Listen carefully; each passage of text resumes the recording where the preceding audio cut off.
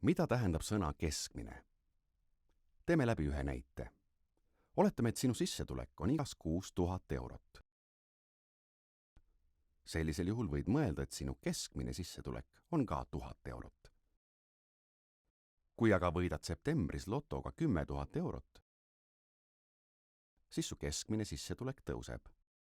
Kui liidad kõik kokku, siis aasta kokkuvõttes oli sul palju raha, aga jaanuaris või märtsis või mõnel teisel kuul oli rahakotti jõudev sissetulek ikkagi 1000 eurot. Ehk siis aritmeetiline keskmine, mida tavaliselt keskmise all silmas peetakse, on äärmustele hästi tundlik. Aga mediaan. Reastame summad suuruse järjekorda ja vaatame keskmist nüüd. Mediaan keskmine eranditest ei sõltu, ainult keskmisest positsioonist. Praeguses näites võime kõige suurema hunniku suurendada ka 1 000 000 eurole. Keskmine jääb ikka keskele.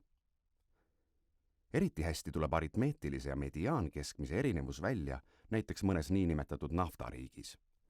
Seal on inimeste sissetulekutes nii suured erinevused, et aritmeetiline keskmine ja mediaan keskmine võivad olla üksteisest väga erinevad.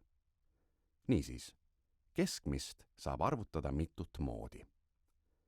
Aritmeetiline keskmine arvestab ka äärmusi. Mida suuremad on kõrged sissetulekud, seda kõrgem on keskmine.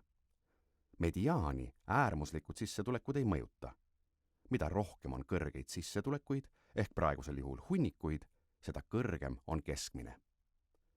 Mediaani puhul loeb ainult suuruse järjekorra keskmine positsioon. Üks keskmise arvutamise viis ei ole teisest õigem ega halvem. Neil on lihtsalt erinev sisu. Sisukaks arusaamiseks tasub ka andmetele endile otsa vaadata. Ainult keskmine, olgu arvutatud ta nii või naapidi, ei ütle meile liiga palju.